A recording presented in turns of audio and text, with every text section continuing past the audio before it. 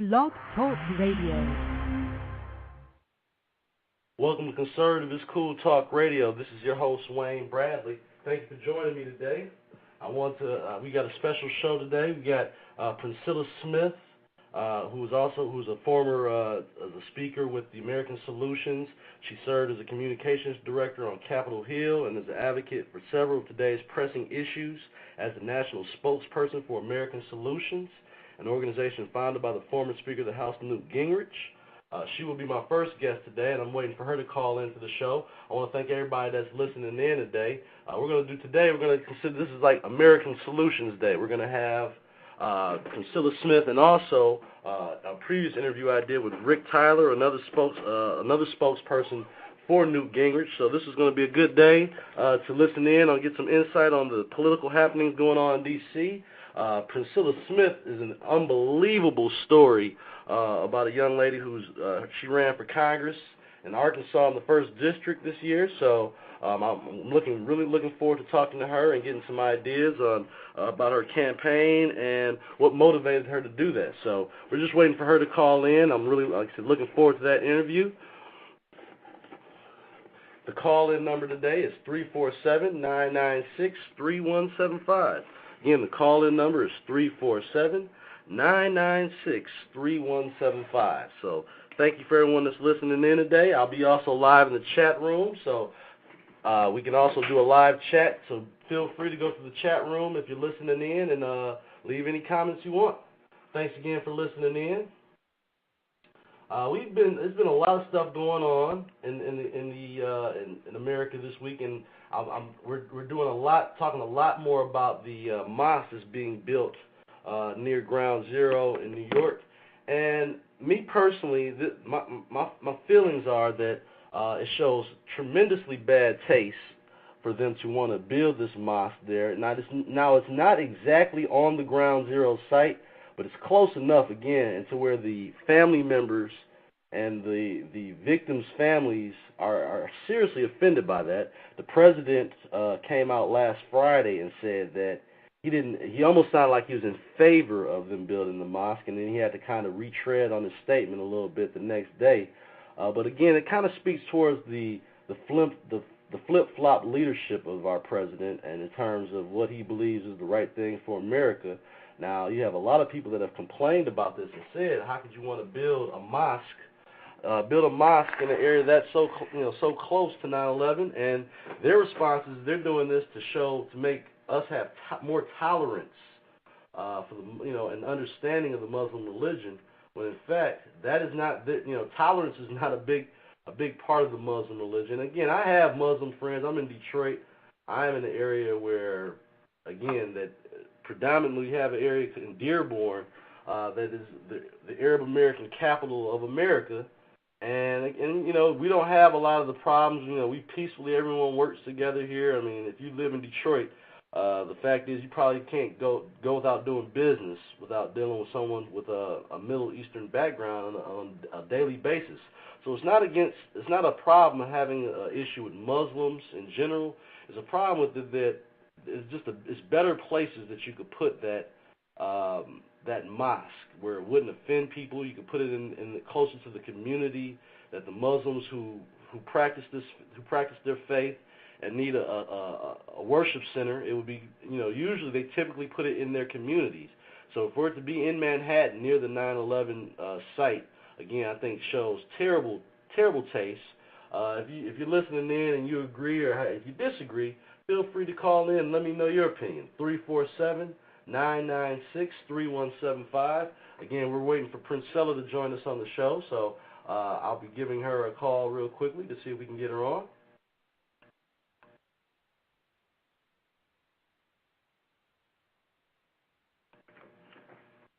Give me a call, people, 347-996-3175. I want to hear what you have to say about the whole 9/11, the mosque being built on the 9/11 site. I'm really interested to hear other people's opinions on that. I placed a poll on my website on conservativeiscool.com, and I haven't had any voters vote yes that would be the proper site. Now, I did have a discussion with my own brother yesterday, and he felt because He wanted to know more about it because he felt that they have a right to build it there.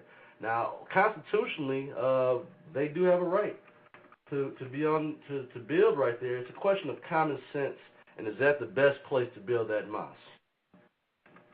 And I think most people would say no. I want to hear from you people. Give me a call, 347-996-3175. Waiting for Miss Smith to give us a call here.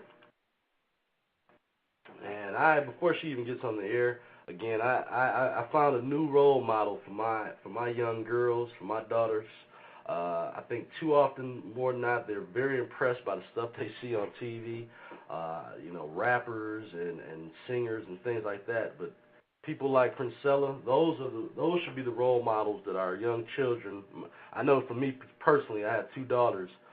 She's the kind of person that I want my daughter to look up to and try to emulate, someone of her stature, of her character, because, again, the way that the media and the liberal media puts these role models and people in front of us, someone like Princella needs to be more promoted in our community, and I hope through my radio show and through other media sources that over time she will get the kind of coverage she deserves, because her story is an interesting one and a motivating one, and it should be for a lot of young, in particular African American females, her story. So again, I'm looking forward to her joining me on the show soon. Give me a call if you're listening in, 347-996-3175. I want to hear your opinions on this mosque being built on the 9/11 site, and what do you think about that? Give me a call.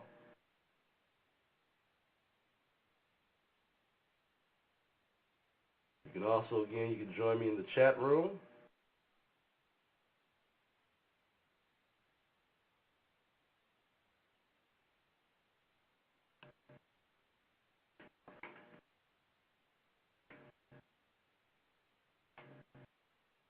The call-in number is 347-996-3175. All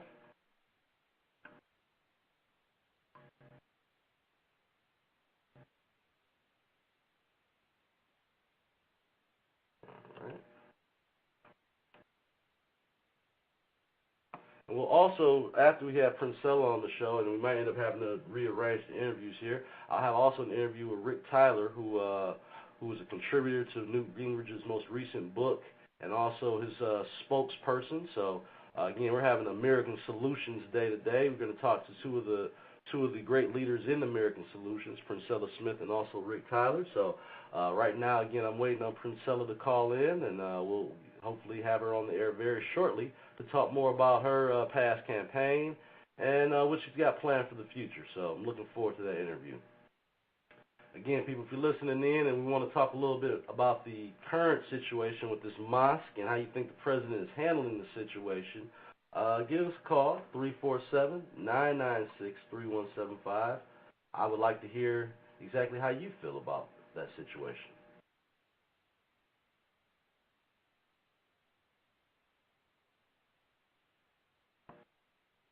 Again, the polls that I put on conservativeiscool.com yesterday or 2 days ago, reflecting, do you think that this mosque should be built in this place? Not one voter so far has voted for yes. Now, again, I realize the people that listen to my show and follow are more on the conservative side, but it does speak loud and clear to the fact that no one thinks that that's a good idea.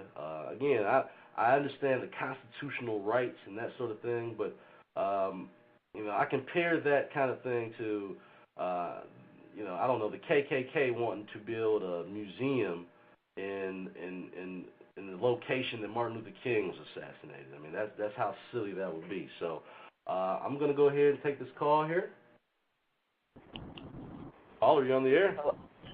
Hello, this is Princella Smith. Princella, how are you doing? I'm good. How are you? Great. Thank you for joining me on the show today. I was giving some people some background information about you, and you have officially made my list as the new role model for my daughters. Just wanted to let you know Well, that's sweet. Thank you. Thank you so much. Just can you, for the people listening in, can you kind of give some people your, some of your story and your background so they can get more familiar with you? I'm from Wynne, Arkansas, a little town of about just under 9,000 people, and I was born and raised there, and then I got involved in politics around high school. I was elected to Girl State Governor. If anybody's listening, that American Legion program is fantastic, that Girl State and Boys State. So you guys should really, they have an American Legion and American Legion Auxiliary. And I was chosen to go to Girl State, and that our local chapter is just phenomenal. And so they were just absolutely great. And so I did that, and I ended up doing some internships for Mike Huckabee, and when Rockefeller went on to do some work in the Department of Labor, and on Capitol Hill for John Bozeman, who's now running against Blanche Lincoln in a very high-profile Senate race. Okay. And that was all high school and college. And then I would say in college I got a kind of a big break, if you will. I won a speech contest with MTV and the Republican National Committee, and I got to speak at the Republican National Convention prime time in 2004 in New York. And so that was great. That was a lot of fun. Met a lot of people that really kind of got me in on the national scene of politics. And then I graduated from college, and since then I've had a pretty good run of things. I worked for Newt Gingrich, and I've worked for Van Scoyoc Associates, a government relations firm. I've been able to work on Capitol Hill as a communications director. The very first job was working for Michael Steele as his e-campaign director when he was running for Senate. So it's been very interesting. And in between, there's just been a lot of television appearances and radio, and getting involved with different groups, the Independent Women's Forum, the Leadership Institute, the American Council of Young Political Leaders, who is sending me to Turkey next month. So it's just been really interesting. And then of course my most recent activity was actually running for federal office as the youngest candidate for Congress. Right. That was I had about 3 months to try to do it, and that was a primary that I was in. Right. And got about 30% of the vote. Not too bad for a 26-year-old that got in with 3 months left. I really thought I could pull it off. I essentially ran out of time, but got the statewide endorsement of the statewide newspaper. That was a big deal. It had some other national endorsements, a lot of national attention. And this is what usually makes people laugh is I tell them I got 30% of the vote, and that doesn't sound extremely impressive. Right. But when you realize only 20,000 people voted, wow. For example, in Lee County, 15 people voted, and I 15? got 4 votes. 15 people. So that's what, percentages can be deceiving. 15 people voted, and I got 4 of the votes, and he got 11. So see, wow. when you look at it on that level, it kind of puts things into perspective for you. What, so I'm actually pretty proud of what we were able to do. I said, with you working in D.C. And obviously being on the Hill, what was your determining factor? What made you decide to run for Congress in the first place? I mean, I'm from Arkansas, so most people in D.C. are not from D.C. Right. And so I never felt like I was from D.C. I mean, I always felt like I was from Arkansas. I kept my residency in Arkansas. I voted in Arkansas. I was home frequently. So I never really, essentially, and I still say I would have won it had I had more time.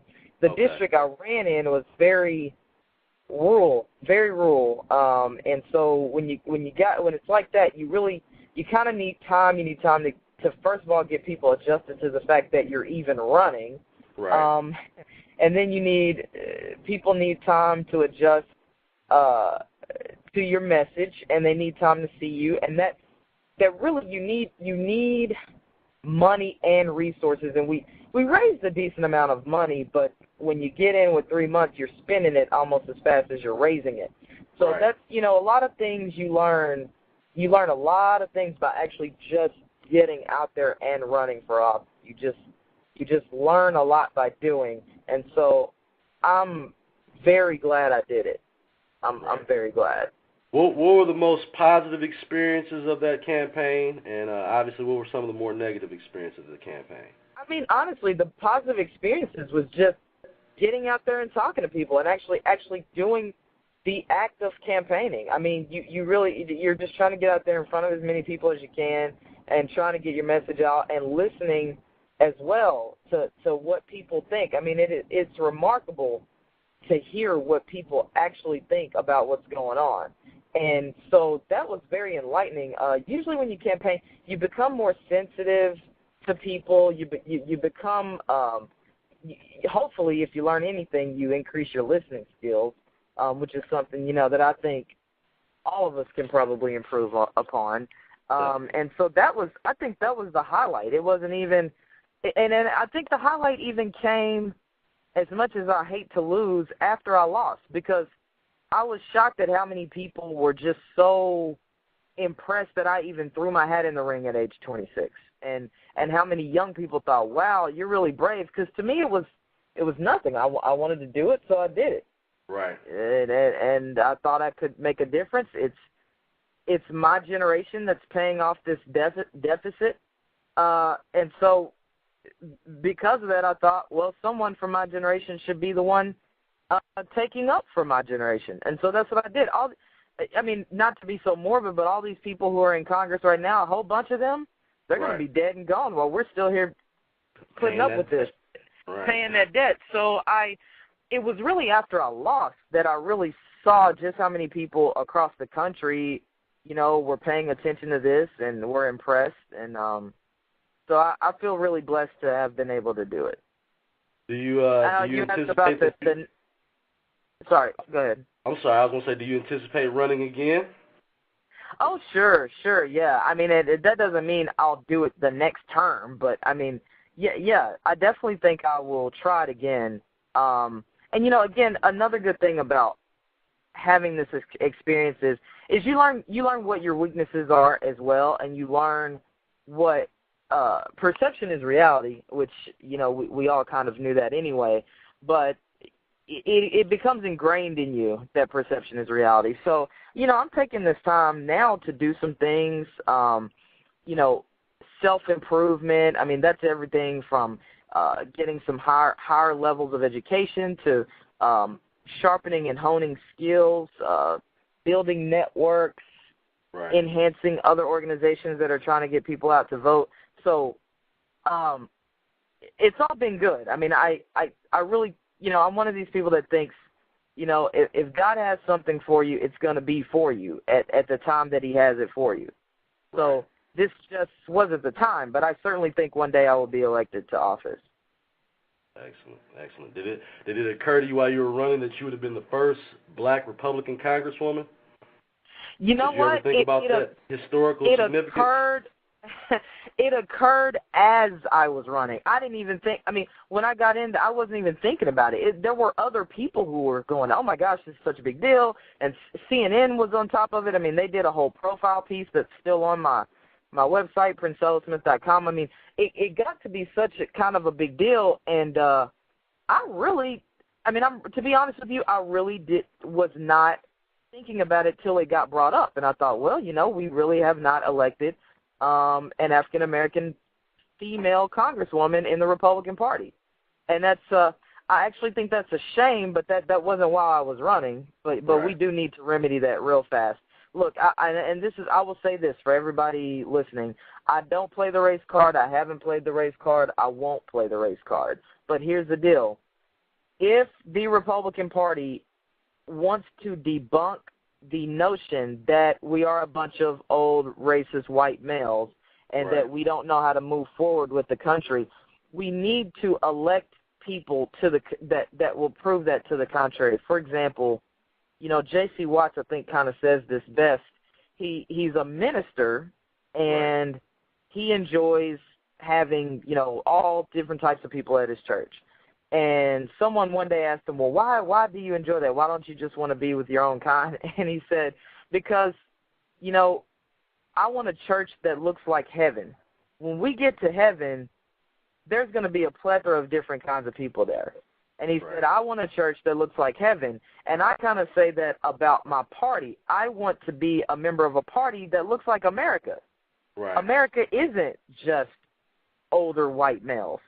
It's women. It's Hispanics. It's African Americans. It's Asians. It's Arabs. It's, people of all different stripes, colors, religions, races, and we need to embrace that if we want to represent America. Right. I actually had an interview recently with J.C. Watts, and he was saying that it's going to be up to the people inside the party to make that change. He says not up to me and him to change people's minds, but it has to actually come from within inside the party. Do you think that that's the biggest challenge, is getting some of the older generation to accept moving forward, as far as bringing more, I would say, diversity to the GOP? Well, again, sometimes people get diversity mixed up with, changing principles. I want conservatives in the Republican Party. I want minorities who want to embrace the conservative ideals and what is best for this country. That's who I want inside the Republican Party. And so I just want to clarify that, because some people say, "Oh, well, we don't want to soften our party," and it's nobody's advocating that, but we are advocating that we expose the fact that we do have conservatives of all different races and religions. And so I think that right there has become the disconnect. I think that some of the older heads think that we're saying diversify as in change the message. Change the message, and that's not what we're saying. We're saying that there are true conservatives who are not white who would do fantastic as elected officials. And I don't think that there is a conscientious effort necessarily to block out minorities. I just think that when you have the same group of people in power, and I have to watch this because I'm friends with many of them, but when you have the same group of people, it many times there becomes a niche or a clique, okay? And so unless you know those people, sometimes it is hard, okay, to break through and get them to pay attention to you until you do something like win a tough primary or do something else. And it's kind of the egg and chicken thing, because many times you do need those relationships to win that primary. Right. So it's just really a matter of allowing new people in, and it's not just racial. It's just, it's everything. I know examples of white male candidates that could not break through, and they should have, because they were the better candidates, but because they didn't know certain people, it was a little tough for them to break in. So we need to kind of loosen that gridlock a little bit in the GOP and open it up for some new, young, exciting people. Yeah, that's the one thing when I was at CPAC and I'm looking at a lot of the candidates. It's not just I wouldn't say a color issue. It's an age thing. It seems like the Democrats openly accept passing the torch to the younger candidates a lot easier than what the GOP has done. They do. And the GOP, I will say this about the GOP.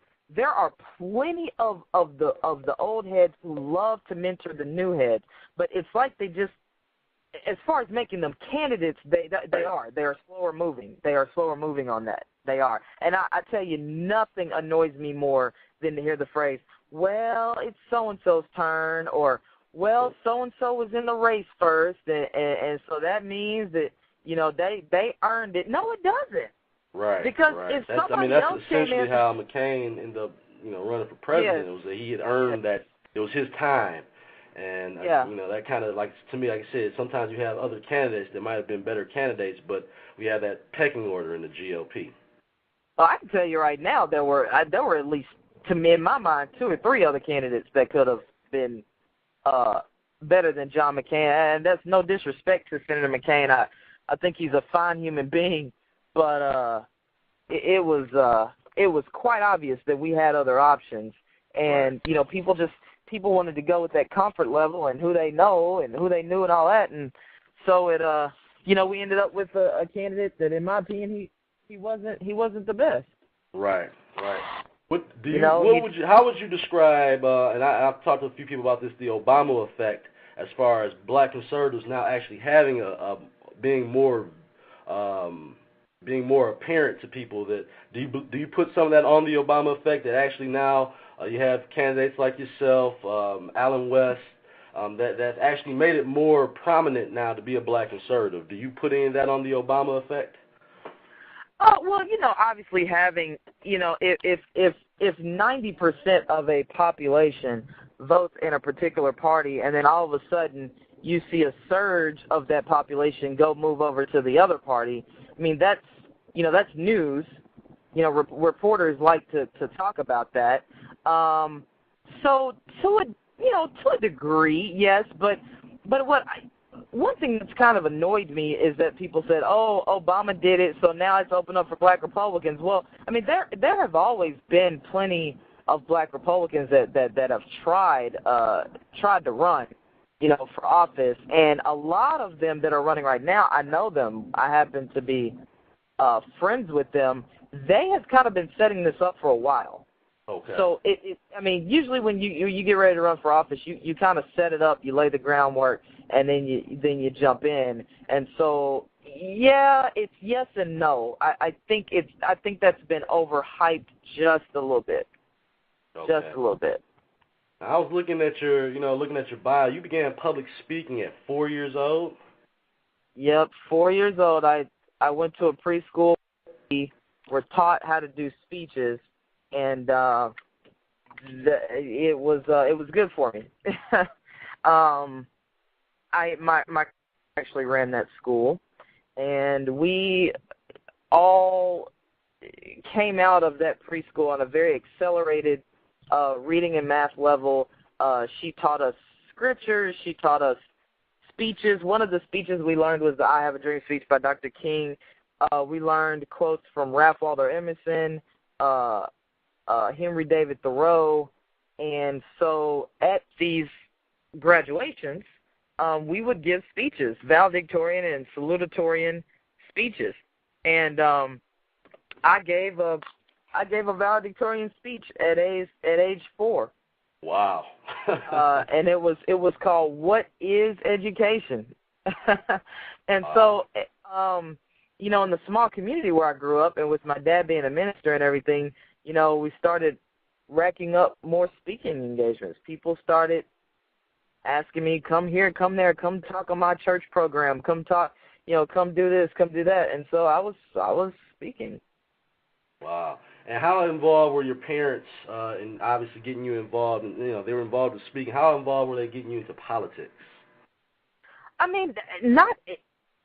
I would say they maybe stoked the interest just because my dad watched the news a lot. My parents were always involved in the community doing things, but they never, said you're going to do politics. I mean, that was never really a conversation. They always just taught us to be aware of what was going on around us and to really care about the world and the country and about God and family. And so I would say an aggregate of all that kind of just stoked my interest in it. But it's funny because people ask me that all the time, are your parents Republican? Did they make you be Republican? I mean, it's not really. Not really. Okay. But they were very instrumental in my morals and my belief set. I definitely got that foundation from my parents. Right. How important, obviously, listening to you, education was a very big part of your life. How important is it that we start, on a national level, start making it these public schools and things of that more accountable to the education system they put out. I live in Detroit. I'm from the Detroit public school system, and I can tell you about all the holes in it. How important is it, and as you running for Congress, was education going to be a big part of your platform? Oh, you said you're from Detroit? Okay, I hope you read. God bless you, man. That education system. If you said you got kids, so I'm sure you're. Now we're not in Detroit anymore, though. Oh, not anymore. I'm okay. from Detroit. I went to Detroit public schools, but my daughters, it got progressed a lot worse since I was in school there. Like I said, even the school I went to had metal detectors and everything else before we could ever get into school. So it was a total different environment than what my daughter's actually growing up in now. Well, it really is a sad thing too. I have said education is, or I got this from someone else. Education is the civil rights issue of our time.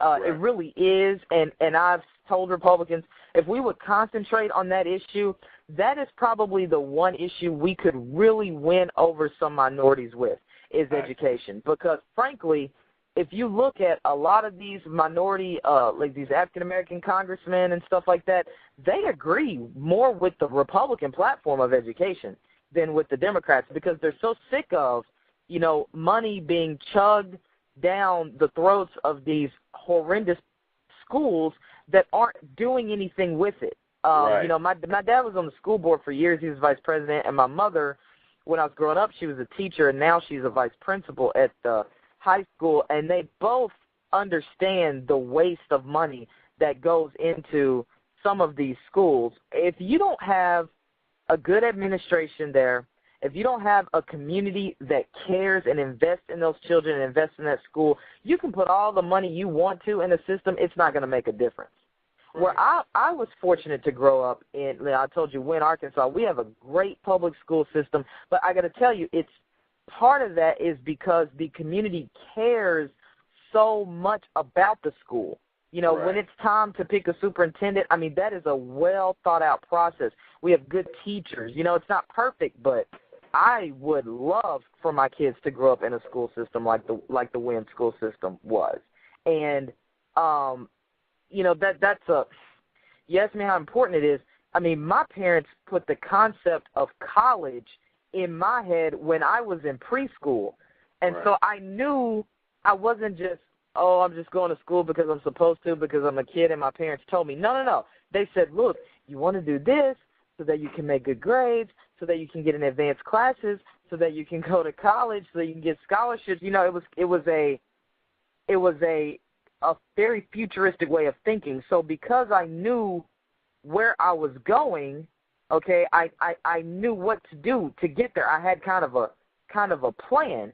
I can even tell you now, I told you one of the things that you do when you lose office, and of course I'm only 26, so I've got the rest of my life. I'm working on trying to get into a master's program and a law program. I don't know which one I'm going to do, Okay. but you can always learn.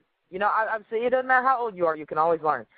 And speaking of learning, I want to talk about this one organization real quick. Go ahead. It is called faithwalkusa.com. If anybody's listening, faithwalkusa.com. That organization is the creator of the American Pride apparel. So they got T-shirts, polo shirts, hats, mugs, and they also have what's called these American Pride calendars. And what these calendars do is educate. It's set to educate young people about the history of the country. And there is a unique function in the calendar where you tear out an educational sheet, and it gives you stories that you really don't get to hear a lot about in school, and it's really a deeper understanding of this country. So you mentioned education. I wanted to plug that, faithwalkusa.com. You guys should really go check that out and buy some of their products if you see fit. All right. And I guess looking at 2012, a couple things I wanted to ask you. How was your experience working with Newt Gingrich? Oh, it was great. I got to tell you, I probably will go out and say Newt Gingrich was probably the best boss I've had. He is obviously, he's brilliant, and there was something to learn every day. Even if you just read his books, there was something to learn. You need to read Real Change by Newt Gingrich, if you haven't already, because he talks about education, he talks about Detroit. He's been here a couple times talking to, a couple different events here in Detroit, and I've been to a few, and they said we need his kind of mind to get things together here in Detroit, definitely. Absolutely. But it was fantastic. It was great working for him. Do you think he's going to run for president in 2012? I tell you what, Wayne, I certainly think he wants to. I think he wants to, and I can't make, your guess is as good as mine. I am still in contact with him pretty regularly.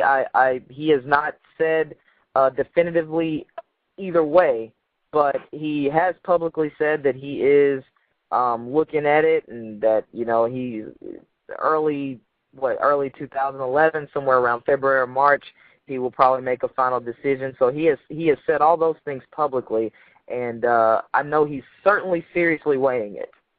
It definitely appears that he's seriously weighing it. I hope so. I sure hope so too. And last question, I guess, and you've observed a lot of what's going on here with the president. What do you think? What do you think about his stance on this? I was just talking about it earlier, the mosque being built on near the 9/11 site. What do you think about that? Oh, you know what? I was really disappointed to see that he injected himself into that. And that he did it, and that he did it to defend their rights to build the mosque. I think that was a new low. I think politically, it's gonna really hurt him and hurt his party for 2010. But more important than the political aspect of it is our cultural aspect of it, and the fact that, you would think 9/11 never happened. Right. And I'm so disappointed, to see and hear the insensitivity. One thing that bothers me about this president is that he seems so bent on defending Muslims. And look, I think we should have religious freedom. Don't misunderstand what I'm saying, but essentially what this is, to me, it's a win for radical Islamic terrorists, because what they're doing is saying, look, on the very ground where we really attacked America and we really hurt them, we are now going to build a mosque, what's at the foundation of our religion. It's just, to me, it's just a slap in the face to every victim of 9/11, and it just seems like they want to put this in their column for a win. There's no sincerity there, and my heart goes out to the victims of 9/11 and to the families of the victims of 9/11. All right. I couldn't agree more. I just think that, like you said, they looked at it as a moral victory. They'll use that as propaganda throughout the Middle East to show, that we can be victorious, and that would be motivation for them to take down another building. That's my personal opinion on it. If they can do that, with that building, why not do it again and build another big mosque? I'm with you. It looks like a trophy. To me, I think you're exactly right. It's going to be like a trophy. They're going to take pictures. They're going to send it out, across the Middle East. And I think would they put a Nazi? Would they put a Nazi museum in Israel, or would they build a KKK memorial where Martin Luther King was shot? That's exactly what I told somebody today, actually. It's funny that you said the KKK, because I told a lady, she asked me what I thought about it. I said, look, to me that would be like if the KKK went and raped and pillaged a village, and burned everything down, and then, we get it all cleaned up, and then they decide they want to build their headquarters there. To me, that's the equivalent of what this mosque is. Yep, doesn't make any sense whatsoever. Yep, it's sad. It's sad too, because the president really thinks he's taking a stand for some people's rights. Right. And I'm going, what are you talking about? This is one of the most insensitive things I have ever seen happen after a tragedy. Right. Yeah, I was very surprised that he took that angle. He decided to fight more for the rights of them to build it than to say that that's just not a good idea. If he wanted to interject himself into that debate, he could have just left it. That wouldn't be a smart move. Obviously, they have a right to do it, but that just wouldn't. He should have denounced it more than he supported it, I think. Right, right. And I mean, and if he wasn't going to denounce it, he probably should have just kept his mouth shut because it's really.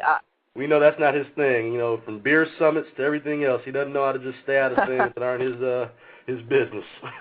Well, it like I said, I just think it is absolutely horrendously awful. I mean, and I've even some of his fellow Democrats are saying, "Oh my gosh, you know, Mr. President." They're distancing themselves. They want to win in 2010, so they can't be near that kind of foolishness.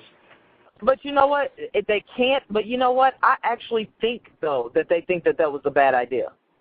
I actually think that the Democrats who are denouncing it actually do feel like it's a bad idea. So it's a mixture of politics and the fact that, you know, anybody with good sense knows that that's just awful. Well, I tell you what, I thank you so much for coming on today. Your story, again, is an amazing story. Like I said, after listening and after doing more research about you, I definitely have found me a new role model for my daughter. So I thank you again for coming on the show, and you're welcome back anytime. Well, that's very sweet, and I'm honored when anybody says anything about me and their children. And I know they're probably the most dear people to your heart, so that's very nice of you to say. If you knew some of the people she was looking up to as far as these female rappers, I can only give you that hint. You would understand why you're my new role model that I'll be pushing on her. Well, that's very nice, and thank you for having me on, and let's stay in touch. We definitely will. God bless you, and thanks again. Thank you. Bye-bye. Bye-bye. Well, that was Princella Smith on the show today, and again, her story is an amazing one, and people ought to be listening and paying more attention to some of the young, great conservative candidates that we do have to offer out here, and Princella is definitely one of them. She's a future leader, and I definitely, like I said, we can see her being a future congresswoman. So again, thank you so much, Princella, for coming on the show today. And we're also, my next guest, who I did an interview with a few weeks ago, and I'm finally getting a chance to play it today, is Rick Tyler. Rick Tyler was a spokesperson for Newt Gingrich, and also he has his own organization, and we're going to talk a little bit more about that today. So without any further ado, I'm going to go ahead and play the Rick Tyler interview. If you're listening in, join me on the chat room. Thanks a lot. Thank you for joining me on Conservatives Cool Talk Radio. Today we have a special guest, Rick Tyler, who is Newt Gingrich's team as his lead speaker and a contributor to his newest book, To Save America. Rick, welcome to the show. I'm glad to be here. Thank you. As I read through the book and I was reading the chapter that you contribute to in particular, why do you think that America is moving away from the teachings of Christ? Well, I think there's a couple reasons. I mean, it's really founded as a Christian nation, despite what our current president says about that. The history is very clear about it. But we have to remember that the founding fathers indeed created a secular government. They did that for a reason. The founding fathers had lived under the Church of England, which was controlled by the state, and they didn't want to have the state control the churches because that led to corruption. It also led to less participation, and people begin to believe that if your membership and dues were compulsory, that sort of went against the biblical teaching, which is supposed to be all based on free will. We have a free will to choose and to love God, a free will to choose and accept Jesus as our Savior, because that's the only love that's worthy of God and the Savior. So they wanted to get away from that so there'd be a free association. Over the years, there's basically two worldviews that have been competing all throughout time, and one worldview is that there is no God, and the other worldview, quite simply, is that there is. Now, those lead to very different conclusions. They're both rational conclusions.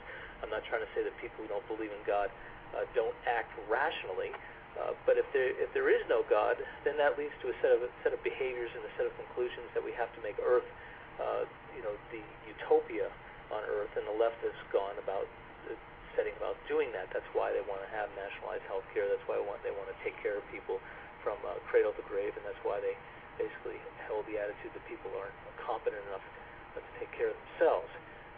The other side says that there is a God, and God provides, and God does provide, and in particular, this nation has been blessed beyond all measure. It's inexplicable how this country has come to prosper the way it has We're 4% of the world's population, yet we produce 25% of the world's wealth, even though we're in down economic times. That continues to be true.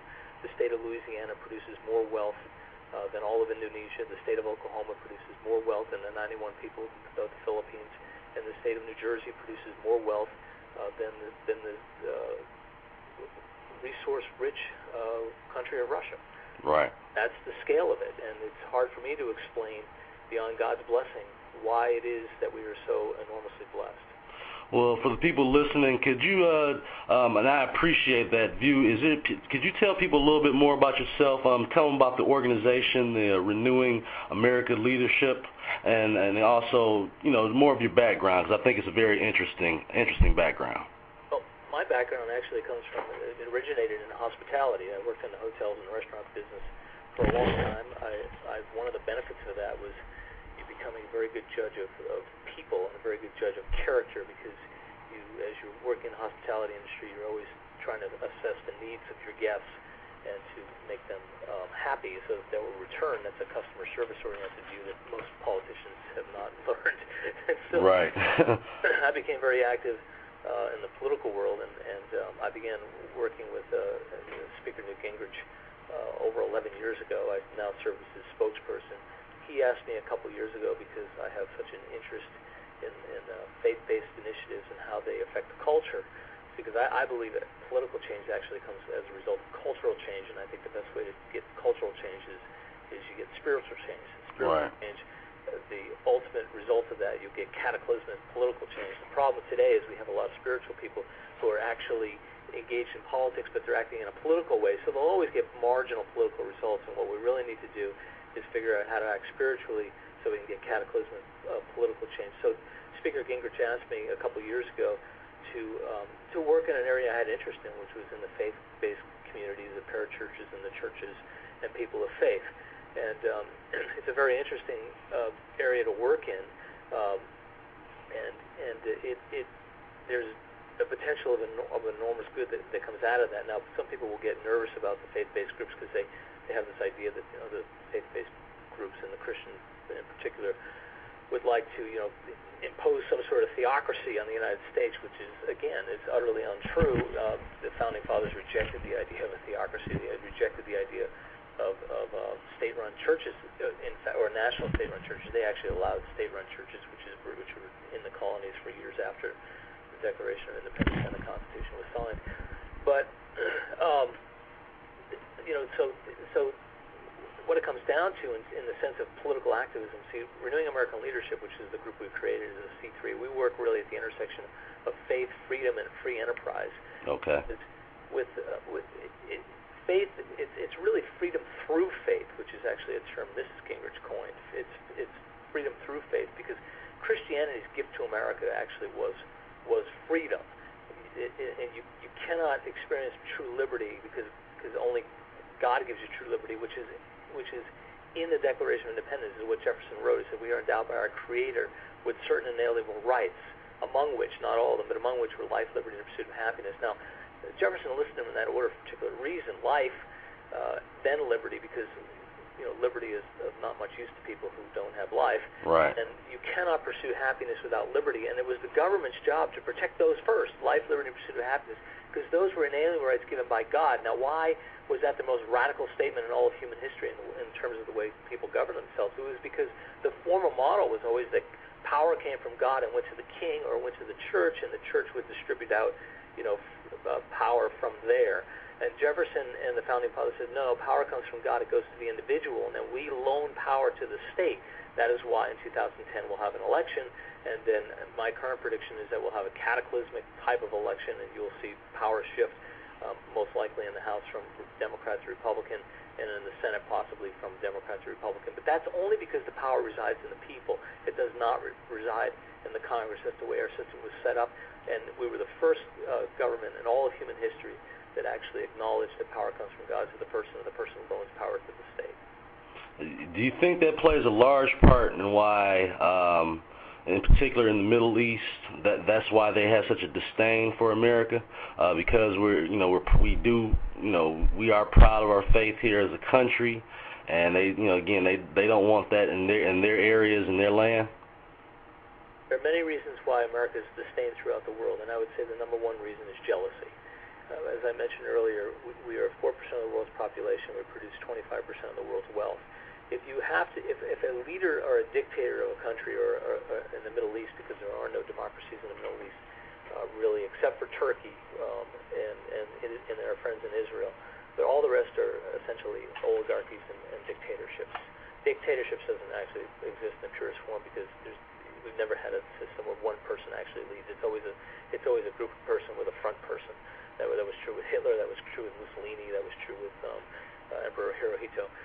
So you have essentially an oligarchy. Now, if the people who live in that country were to able to openly compare the United States and the freedom we have and the opportunity for prosperity and to be who you want to be, to live out, to pursue your happiness, and you go to the country and say, well, why is the United States, why are they so successful and we're not? Then the dictator has to be put in a position to say, well, then because they're better than us. Well, they're not going to say that. They're going to say, well, the reason they're so rich is because they steal from you.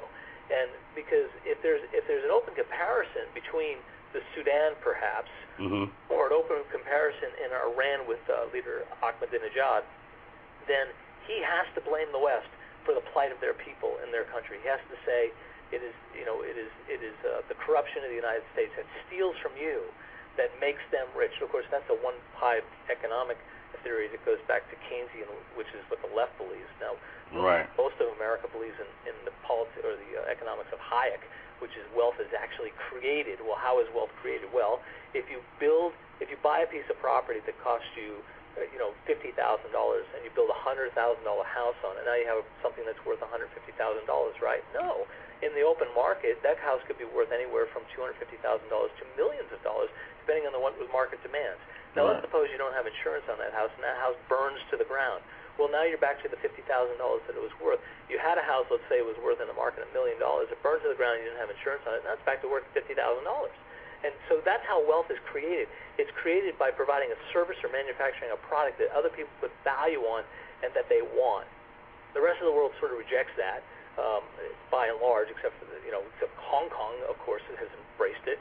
Parts of Europe, the Irish have definitely embraced it. But the United States has been the one who's basically embraced the idea that wealth can be created, and if you let people be free to pursue their happiness, they will be innovative, which is why most of the world's playwrights, copyrights, great artworks, innovations, Apple computer, GPS system, to the internet, to telephone, all these things were invented in the United States. It's not because we're smarter than everybody else. In fact, there's no evidence that there's a DNA, there's an American DNA. There isn't. People come from all over the world to be American. Right. Koreans come to American, Japanese come to American, Indians come to American, Mexicans come to American. They come to be American, and that's because they want to pursue their dream. The argument against the DNA argument, of course, is if you look at North and South Korea. South Korea had the same gross domestic product as Ghana 50 years ago. Well, today they're, I think, the 7th largest economy in the world. Just to their north, the 38th parallel, are people of the exact same DNA. They're among the poorest people in the world. In fact, 2 million people in North Korea starved to death under the leadership of Kim Jong-il. It was politics between the South and the North that made the difference between prosperity and wealth and abject, utter poverty, death, and despair in the North. Just recently, at I guess this conference, the president has suggested he wants to spread the wealth around a little bit more. Why is his administration so radically different on the way they're approaching small businesses and obviously the way they look at prosperity? Well, they have a different worldview. They don't actually understand the idea that wealth can be created through the innovation and allowing people to be free. If people are free, they can pursue their dreams, and it doesn't always have to do with education. Education is a wonderful thing, but Steve Jobs, I think, was a high school dropout. I don't think Bill Gates had a college education, and yet they invented Apple computer and Microsoft, 2 of the largest companies, most successful companies, really in sort of world history. Right. Because they were allowed to be free. They were allowed to pursue their dreams. Now, there are some people on the left who believe that if one person is successful, that they owe it to give that money to people who are not successful, and they actually use terms, and these are all political terms. they'll say that capitalism, which is the free market system we operate under, has made us so successful. Right. Breeds greed. That it makes people greedy. Well, let's look at greed for a second. Greed is one of the 7 deadly sins. God does not like greed. You should not be greedy. It is very bad to be greedy. But they'll say that capitalism breeds greed. Well, the successful capitalists actually cannot be greedy at all. Why? Because someone who's greedy hoards money onto themselves, and they keep it all to themselves, and they don't want to give it to anybody else. That's the nature of greed. Right. But in capitalism, you actually have to take your money and put it at risk. You have to put it on the market, investing in people, investing in capital, investing in an idea, and then work really hard to pursue those ideas. And that's how we get, that's how we get Domino's Pizza. That's how we get Microsoft. That's how we get, because people invested in other people with money and ideas. They actually had to push the money away from them, cast their breads out in the waters to create opportunity and jobs, and hope that they might get a return to build their companies. And most people do that fail. But over time, people do, if they're persistent at it, usually end up being fairly successful.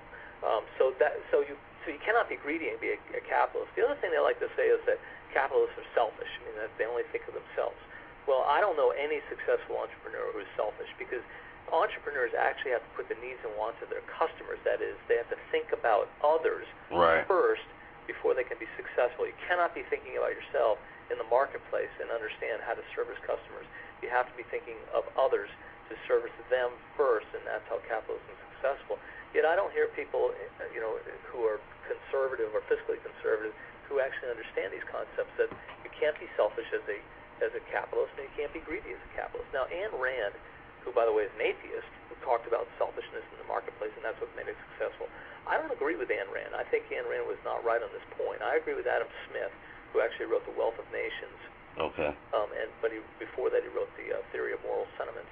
He talked about self-interest. Self-interest, which Jay Richards talks about in his great little book called Money, Greed, and God, which is a terrific book on how to understand the biblical principles behind free market and why it works. And in that, self-interest is when I have the self-interest of I have a self-interest to breathe, to eat, to not drink and drive. There's lots of things that are in my self-interest. That's very different from selfishness. Right. It's also in other people's self-interest. So if you serve other people's that is the butcher, the baker, and the candlestick maker, if all of them produce a product that is in the other's self-interest to purchase, they will continue to purchase that product, and that's how the market works. It works on self-interest. It cannot work on selfishness. Right. And again, like I said, they've kind of made capitalism almost a bad thing with this current administration. How their business model, is that a global outlook? Because how do they plan to? They're spending what we don't have. They're mortgaging the futures of our kids and our grandkids. Where do they think this money is going to magically pop up at? I'm just curious. You're the expert. Well, I don't know where they. I know money comes from two places. Okay. In this current situation, if you have the more the government consumes, the less free the people. The less free the people, the poorer the people. So remember, the larger the government, this is true throughout the world. The larger the government, the poorer the people. The smaller the government, the wealthier the people. And what this administration believes is that if the government only had enough access to resources, that they could provide for all the people. But what they miss in all that is the wealth creation. Where is the wealth going to come from? And this current administration is on a jobs-killing agenda. I don't think they actually believe that. I think they actually believe the government can provide all these services. Right. The rich would just pay their fair share. By the way, the rich pay. Most people, half the country doesn't even pay income tax anymore. It was actually Reagan who cut all those taxes, and so there's no place to cut taxes for the poor unless you want to cut the payroll taxes, which the left never wants to do. Right. So they don't give people an opportunity. They never want to allow people to have choice in school, so it's all about them deciding. Most people who are trapped in schools that fail are in the inner cities. Most of them are African American, and they're against allowing those parents, mostly mothers, to put kids in the school of their choice. I would allow every person who works in poverty to have an education coupon to put their kids in any school they choose, just like the rich do. That's something I wanted to ask you about, Rick. I'm a product of the Detroit public school system. Thank God I made it out, and I actually went to college and everything. But that has a lot to do with the fact that my mom and my dad were in the household. Both were college graduates. I mean, that's a rarity in my situation. And they pushed me to make sure that I got to college and graduated. I mean, I still had a lot of those same distractions that a lot of other children did, growing up in the inner city. And why is it there's such a protection of a failing school system? And again, my mom was a teacher in the Detroit public schools for 30 years, and we'll get into arguments about this. Why is there such a protection over these failing school systems, and why can't there be more access in schools of choice?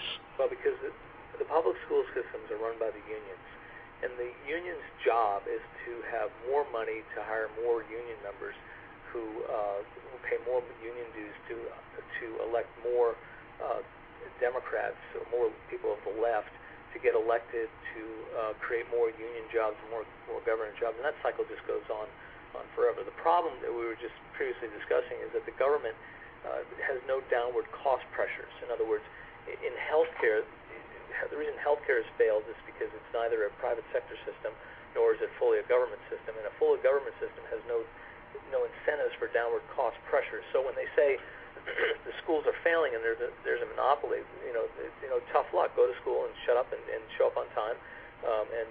If you're lucky, you'll be able to graduate, and if you're really lucky, you'll be able to read and write. we just say, that's just the way it is, and they don't want any competition because, again, it's sort of like the United States, Kim Jong-il or Ahmadinejad comparing himself to the United States. They don't want to have successful. By the way, there are successful schools in Detroit. Right. Most of them are charter schools. Right. In fact, one gentleman whose name escapes me wanted to contribute millions of dollars to create charter schools. Bob Thompson, yes. They ran him out of town as a racist. Yep. All he wanted to do is give his money to help black children succeed. Now, you mentioned fatherhood. It's very interesting that the U.S. Census has reported that the largest drug abusers, the largest people who commit suicide, the largest people who are incarcerated, all have one thing in common. They don't have fathers. Right. And in fact, in the African American community, African Americans in the United States today, many people don't know this, are just as educated, just as hardworking, just as successful, make just as much money as everybody else in the United States on average, except for one thing: missing fathers. Right. Put the fathers back in the equation, which is not the father per se. It's not just the father. It's the family, because God designed the family. He designed it for a reason. Right. As Robbie George, professor at Princeton, points out, it is the family that educates the child that business can use in industry. If the state educates the child, meaning take away the family and becomes the family, then you end up with cities like Detroit. Detroit, as you know, is one of the most successful, wealthiest cities in all of the world. Right. It was the heyday. It was the model. You had the three big automakers there, and Detroit was wonderful. In fact, I was just in Bethlehem 2 days ago, Bethlehem, Pennsylvania.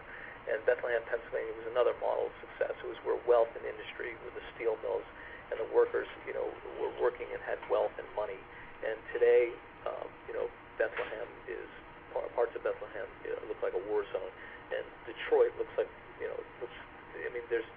they're tearing down buildings because no one can occupy them because people are leaving. In fact, if you look at a map, people are leaving Detroit in droves because there's no opportunity there. Right. The result of the government feeling like they could provide. If you want to know what America would look like if the left wins with their ideology, go to Detroit. And we're the poster child. We're definitely the poster child for it. I agree.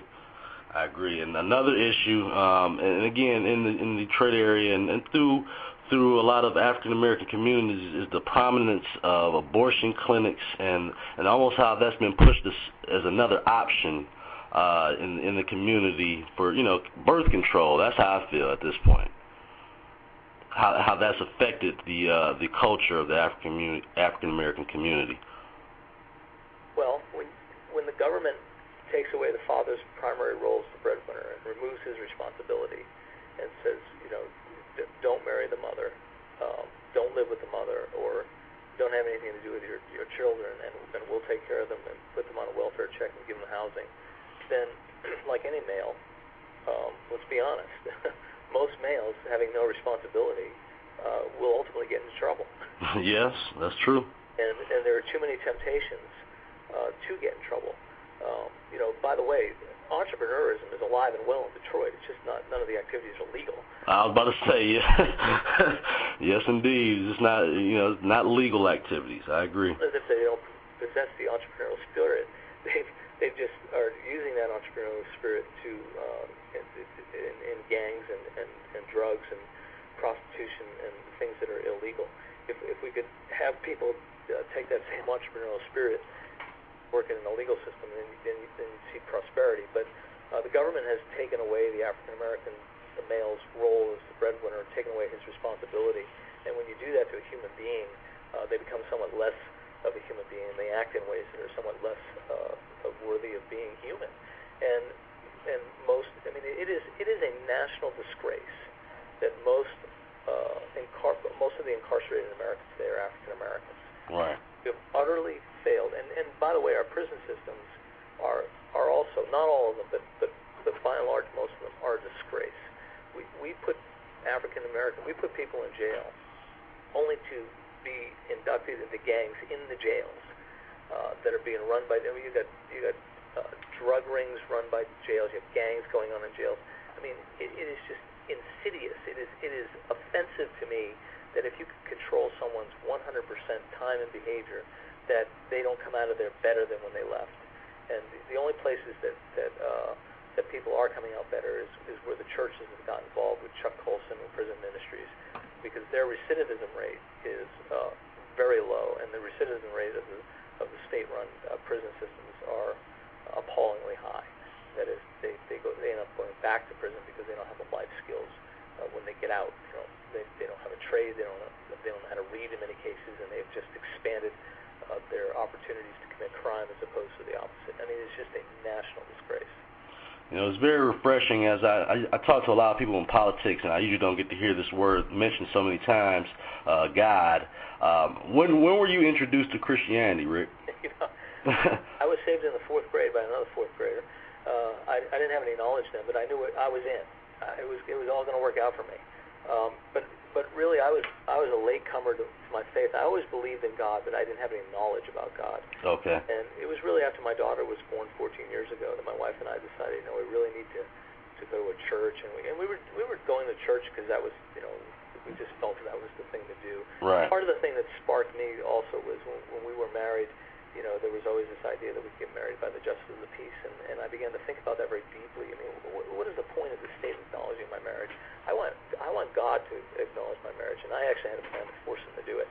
And wow, I hear that. That opportunity in a very powerful way, because I was having such trouble finding someone who would marry us. But little did I know that God had He had it all planned out, and it just all came together. It had nothing to do with anything that I planned. It just came together in the way that He wanted it to come together.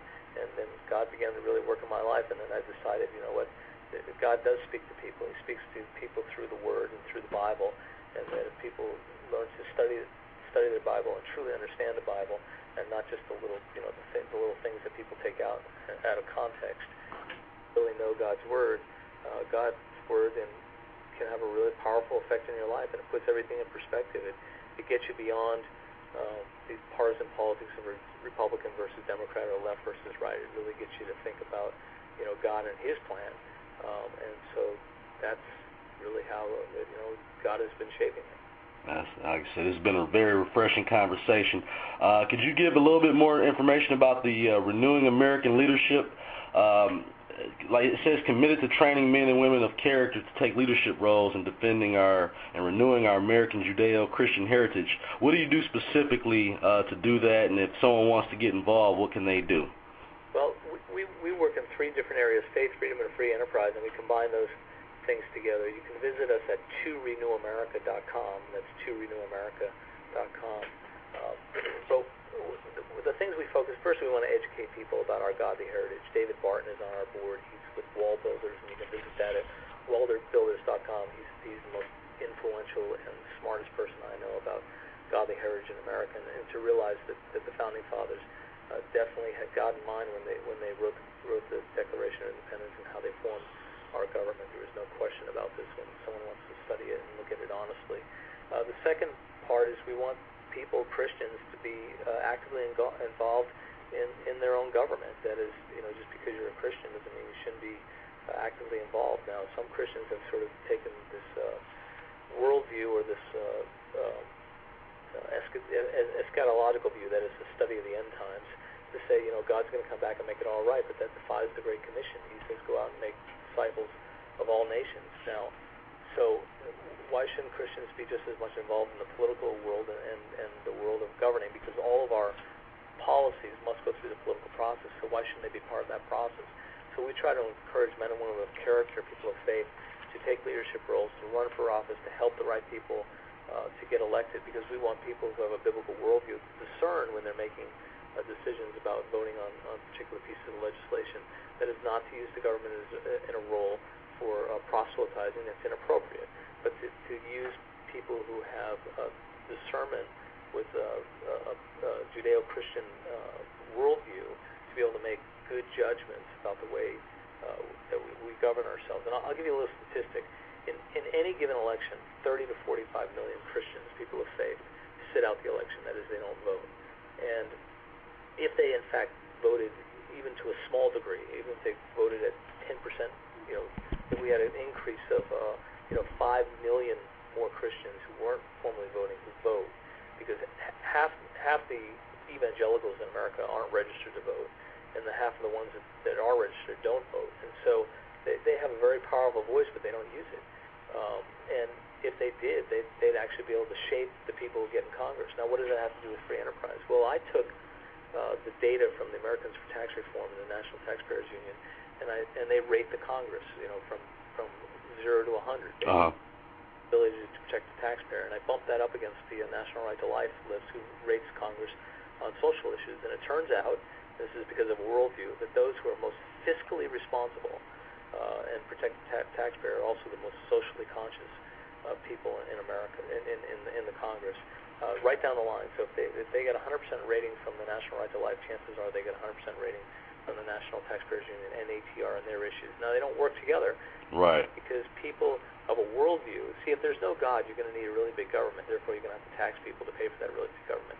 That's a worldview, and I agree with that. If there is no God, we are going to need a really big government. But if there is a God, then God provides, and we don't need a really big government, because if you look at harmatology, that's the study of sin.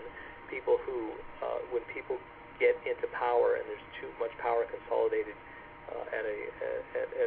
in few hands, that leads always to corruption, because that's the nature of man. And so what we want to do is keep the power with the people and not with the politicians. So you want to have government that's good government, that does its job well, but is very limited in scale. And I would submit that if, in fact, we had a limited good government, we'd be able to deal with this BP spill much better than we are today.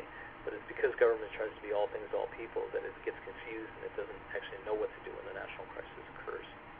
Do you think a lot of the problems with the BP spill also comes from the fact that the president doesn't have what we would consider solid leadership experience? This is not something that a community organizer will be able to pull off as far as something of this magnitude. Well, I will say that a community leader could pull it off. But it requires leadership. I mean, this is a great lesson in leadership. And people say, well, Barack Obama didn't create the spill. No, he didn't. And this is a very complex and difficult problem to solve. Absolutely it is. But I'll give an example of what happens when great leadership is in place. See, when crisis occurs, leaders rise to the occasion, and those who are not up to the task, if their failure becomes apparent. Great leaders emerge, like after 9/11, when Mayor Rudy Giuliani took control of his city and gave people the right information, dispelled the myths, and put the right resources in place to begin the recovery as quickly as possible. And Rudy Giuliani deserves enormous credit for that. I would encourage Barack Obama to read Rudy Giuliani's leadership, because you have to be on the ground, you have to know what's going on.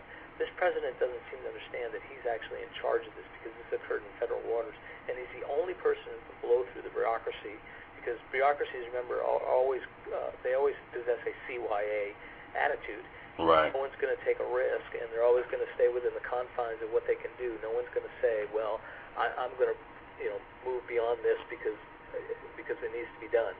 They won't do that. They still want to go through all these permitting process to deploy berms and deploy these oil-soaking booms that float in the water. And the reason the response has been so slow is because Barack Obama has failed to lead.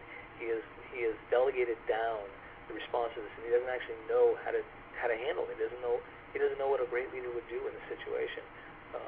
Great leaders emerged in World War II with Eisenhower. Great leaders emerge in economic crises like Ronald Reagan. Great leaders emerge in World War II like Winston Churchill. Right. Always emerge in crisis. And so, unfortunately, we have a crisis here, and this president has not emerged as a leader who's taking control of the situation. He's trying to place blame. He's trying to investigate. Politicize it. He's making it politicize it, and that doesn't do anything. First we need to stop the leak. Then we'll get to who's in trouble for it and who's going to pay. But the first thing to do is to stop the leak, which means you have to put all the resources and all the efforts working together, both private and public sector. Because public sector can't do this alone, and apparently the private sector can't either. It just has to be done in coordination to stop the problem first. Now, here's the real dangerous part of the situation, this lesson in leadership, is when our president fails to act as a leader in this situation, the world notices these things. Right. And when you have a flotilla, which is really just the precursor of how to run guns into the Gaza Strip, right, that purports itself to be transporting food in, which food is transported into the Gaza Strip on a daily basis. It just has to go through the Israeli checkpoints first to make sure there's no weapons going through, and it's for very good reason, because missiles are launched from the Gaza Strip into the Israeli innocent people's neighborhoods, so they want to stop that. Right. This flotilla would not have taken place. I think this is a test of the Barack Obama administration of how we would react to it. Second, Kim Jong-il, North Korea, is torpedoing the South Korean warship out of the water. Would not have happened if we were exuding strength. And war comes from weakness, and peace comes through strength. Now, the left doesn't want to believe that. They want to we're all just nice, and everybody will get along and we'll be happy. Well, we have real enemies, and these enemies want to destroy us. And they will test us at every moment to make sure, to see how we would react. And we are not only failing to react in the Gulf, which everybody in the United States sees, but not only do they see it, everybody in the world sees it, because they want to see how much they can get away with. And unfortunately, when America doesn't lead, the planet can become very dark and very bloody. Right. I was talking with Alan West last week, and we talked about the fact that when you start negotiating with these terrorists, they believe they've won already. They don't respect that. They respect the power of the gun and not peace talks. They don't believe in that. And I think this president is obviously naive to that fact, or just honestly really believes that that's going to work with them. And do you think the protection of Israel is a morally right principle of Christians? As a Christian myself, I'm offended the way he's treated Israel over the last few months. Well, I'll say this about Israel and the Jews. Historically, the nations that have treated the Jew well have done well. And historically, the nations that have treated the Jew poorly have done very poorly. Israel is a democracy. It needs to be protected. They are our friends.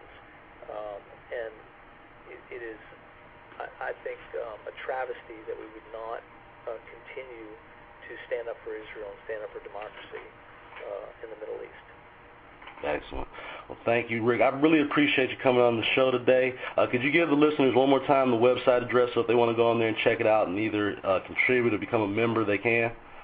I'd love to have them stop by to Renew America, and if you .com, and if you forget that, just go to newt.org, and you can get there from there. All right. Well, Rick, thank you so much for coming on the show today. Again, it was a pleasure. Talking to politics, it's not too often I get to talk to someone actually about their faith, so I can really appreciate this conversation. Thanks, Wayne. All right, you have a good day. God bless you. Take care. Bye-bye.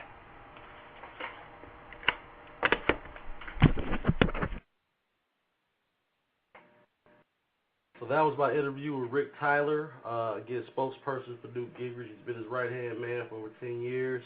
Hopefully very soon we'll have Newt come on the show and we can discuss his future in the upcoming race and see if we can get any information out of him. I know he's been holding on to it extra tight. So, again, I want to know. I want to know what people think about. The biggest issues over the last couple of weeks, obviously, has been this mosque in 9/11. We didn't really talk about that because it was an older interview. But what do you think, America, of the idea of us building that mosque very close to the 9/11 site? It's not actually on the site. I mean, I guess that would, to some people, that would make them happy. But again, most of the people, the families, the victims of the victims' families, they're opposed to it. I think a good portion of the American, the American people are against that. And again, no one's doubting the fact that they don't have rights to build and to do things like that. It's a question of where, and a question of is it the smart thing to do? Obviously, again, these people have a right to build something anywhere they want to. But again, you have to look at it from a common sense standpoint, and from the standpoint of what the statement they're trying to make. So I hope that people will use common sense in that, and hopefully they can move it to the Bronx or Brooklyn or something, somewhere a little further out where again it's not a connection to the 9/11 site. I just think that shows awful bad taste, and hopefully I'm gonna get Pamela Geller on here, and we're gonna talk about that. She's been a guest on my show before, and I think that she would be a good person to talk about that. Again, we're seeing a president that, for some reason or another, he's willing to defend the Muslim culture and appease them, but he doesn't want to speak up for the Americans and the people that actually have a problem with this situation, which kind of, again, shows me where this president is at as far as trying to appease others and not really listening to the people here that actually voted for him, and for the people that are actually actually supporting him. So I don't know. Honestly, I don't know where the president is, who he's looking at to get this information, or why he thinks that this will be the appropriate thing to do. I'm looking on my Twitter page. Someone said, "I pray to God that this is not built. It will be a slap in the face to all those who lost their lives on 9/11." And that's exactly how I feel. Again, would you ever see a KKK memorial in the exact same place that Martin Luther King was shot? Or again, the argument I had yesterday with one of my friends, my brother, matter of fact, was that the KKK wouldn't set up they have every right in the world to set up a center right in the heart of Detroit. But you know what? They just got enough common sense not to do that. People have the right to do whatever they want to do, but you got to use some common sense in the whole,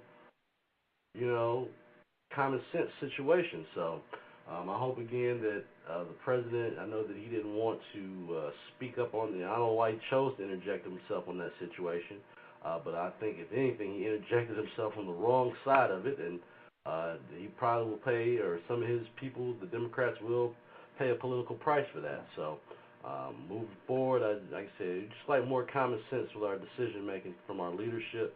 I think this is kind of like the thing where you're missing that. We picked someone with a lack of that kind of executive experience, and I think it's showing now in some of the answers he gives, some of the decisions that he makes, the promises that he makes that cannot be fulfilled. So again, I hope that he listens to the people, and listens and understands why people would feel that way, and that this is just a bad idea.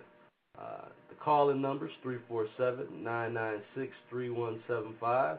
I'm going to be going off the air very shortly. We're going off the air, but if you want to call in or leave any opinions, feel free to leave them. My email address is twitterfam@conservativescool.com. You can send me an email on there, and I'll do my best to read and respond to all the emails. So if you want to ever send me an email message, if 140 characters on Twitter are just not enough, feel free to email me at twitterfam@conservativescool.com.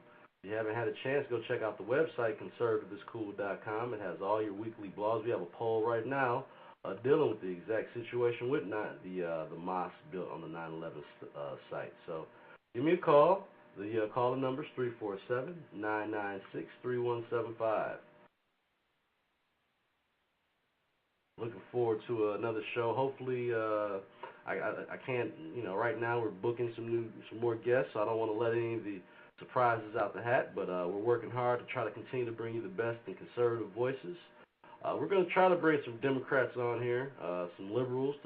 Our only guy that's had the heart to do that is my guy Mark Lamont Hill. He was one of my first guests, and he came on the show. We went back and forth on the debate, but politicians tend to want to stay away from what they consider dangerous territory, and I'm giving the open invite. I've tried to bring John Conyers on here, a man that was close to some of my family, and though I disagree with a lot of the things he's done or stands for, I have a lot of respect for him as a man and what he's done from the civil rights perspective and what he's done for the city. But over time, again, his agenda has gotten deep rooted in the lobbyist and not necessarily working for the people, but enhancing his position and doing what he's doing in Congress. So again, I've tried to bring some of these guests on the show. Hopefully we can get John Conyers on here very soon to discuss his this upcoming campaign, his thoughts on what Obama's been doing, and see what plans are moving forward. If you have any questions or any concerns, give me a call at 347-996-3175. We tried to do a daytime show today, kind of try to switch it up, give people options. As usual, these shows are always recorded, so you can always go to my website, or also go to blogtalkradio.com/conservatiscool and get all your information and all the recorded in iPod, MP3 format, so you can take it with you wherever you go, play it in the radio, in the car. So thanks again for everyone that's listening. This is your host, Wayne Bradley, on Conservative is Cool Talk Radio. Hopefully in the next couple weeks, again, we're going to be updating the site and bringing some new things to the site, adding some new features, hoping that everyone can get more involved, more interactive with the site. And again, the call-in number here on the radio show, and if you're not calling in today, just so you have it, is 347-996-3175. Feel free to call in. Let me know how you feel, whether you agree or disagree. Your opinion is welcome here on my show. I look forward. I like talking to the callers. So if you're listening in, always feel free to call in. It gets a little quiet around here. I know this is a work day, and people are out doing what they do. So again, if you get a chance to call in, give us a call. 347-996-3175. Get a chance, go to the website, conservatiscool.com. That's where you'll find all my blog postings, all recent news is streamlined right into the website, so you can always stay abreast on what's going on from different perspectives, whether it be from a CNN or Fox Stream. You get different options. Like I said, we don't make the news. We provide it in a way and let you disseminate what you believe is the facts here. So thanks again for listening in on Conservative is Cool Talk Radio. This is your host, Wayne Bradley, and I believe I'm signing out, and I want to say thank you, God bless you, and continue listening in to the show. Have a great day.